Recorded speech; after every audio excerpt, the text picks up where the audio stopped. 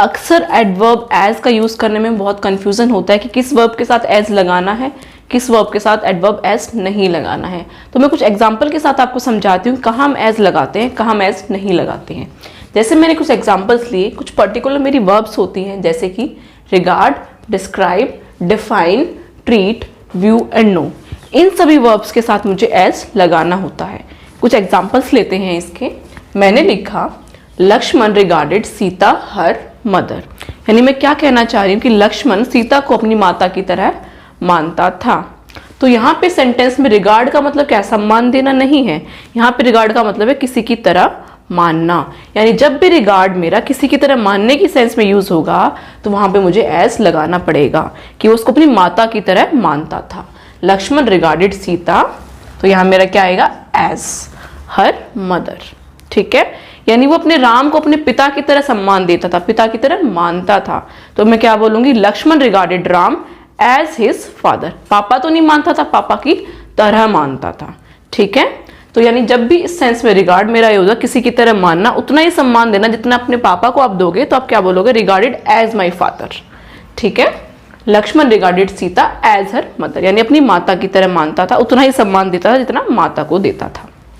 ठीक है, लेकिन मैंने एक सेंटेंस लिखा ही रिगार्डेड हर, यानी वो उसको सम्मान देता था। सिंपल मैं ये कहना चाह रही हूँ किसकी तरह मानता था, यहाँ पे ये सेंस नहीं है, तो यहाँ पे मुझे एज लगाने की जरूरत नहीं है। ये सेंटेंस अपने आप में करेक्ट है, ही रिगार्डेड हर, ये करेक्ट सेंटेंस है। लेकिन यहाँ पे सीता को माँ की तरह मानता था, इसलिए मुझे यहाँ पे एज लगाना पड़ेगा। यानी अगर मैं रिगार्ड का यूज सम्मान देना की फॉर्म में कर रही हूँ तो मुझे एज लगाने की जरूरत नहीं है। ही रिगार्डेड हर, वो उसको सम्मान देता था, यानी उसने उसको सम्मान दिया, ये करेक्ट है। लेकिन वो उसको अपनी माता की तरह मानता था, तो मुझे एज लगाना पड़ेगा। तो मैं क्या बोलूंगी, रिगार्डेड एज हर मदर। ठीक है, यानी किसी की तरह मानना की फॉर्म में रिगार्ड का यूज है तो हम एडवर्ब एज लगाएंगे। सिर्फ सम्मान देना तो हम एज नहीं लगाएंगे। कुछ और भी वर्ब्स हमारे पास होती हैं जैसे डिस्क्राइब करना, डिस्क्राइब यानी उल्लेख करना। She described the intruders as scary beast. Intruders क्या होते हैं, घुसपैठियां। ठीक है, आप नोट डाउन कर लेना, डिस्क्राइब मतलब उल्लेख करना, इंट्रूडर मतलब घुसपैठिए। She described the intruders as scary beast, यानी जब पुलिस ने उससे पूछा होगा कैसे थे इंट्रूडर्स, तो उसने क्या बोला, भयानक जानवर के जैसे।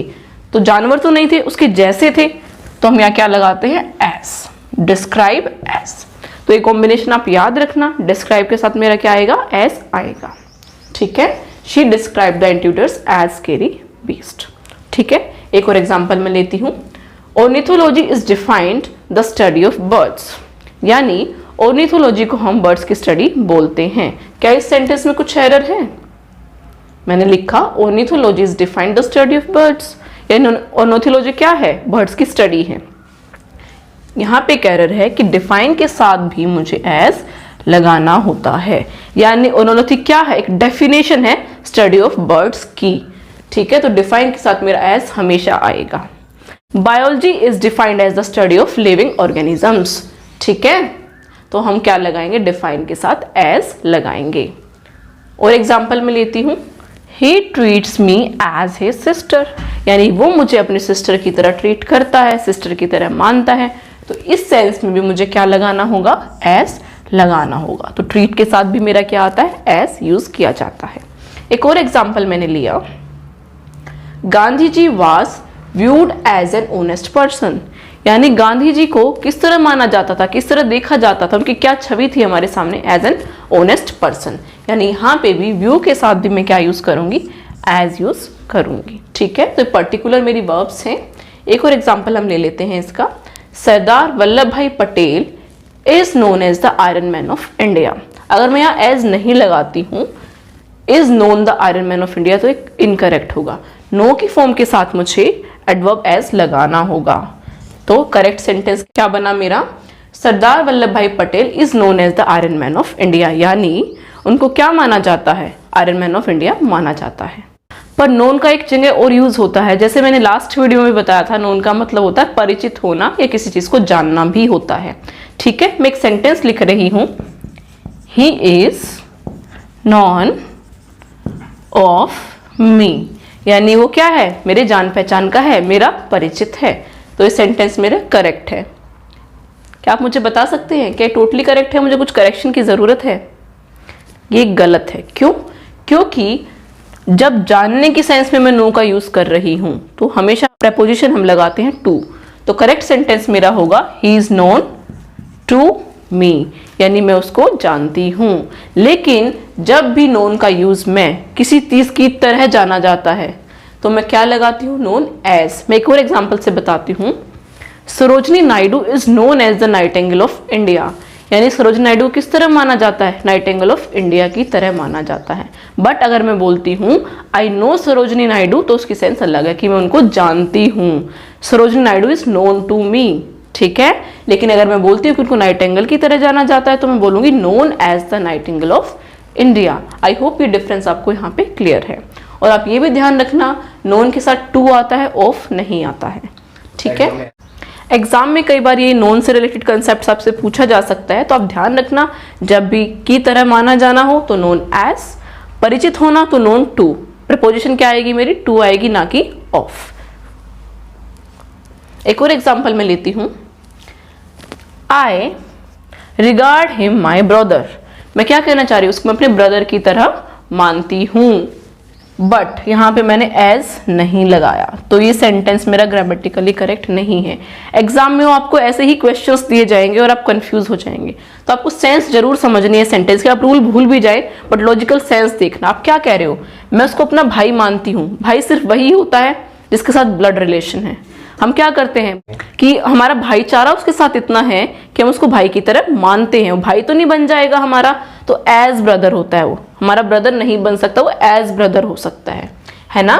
तो मैं क्या लिखूंगी? I regard him my brother गलत है, करेक्ट क्या हुआ? I regard him as my brother. मैं उतना ही सम्मान देती हूँ जितना अपने भाई को देती हूँ, उसी तरह मानती हूँ उसको, ठीक है। तो मैं क्या बोलूंगी? I regard him as my brother, ठीक है। एक और एग्जाम्पल में लेती हूं। She is considered as the most intelligent girl of my class, यानी इसकी हिंदी क्या बन रही है कि उसको मेरी क्लास की सबसे इंटेलिजेंट लड़की माना जाता है। उसको मेरी क्लास की सबसे इंटेलिजेंट लड़की की तरह माना जाता है। तो क्या सेंटेंस करेक्ट है? लॉजिकली मेरा इनकरेक्ट है। क्यों?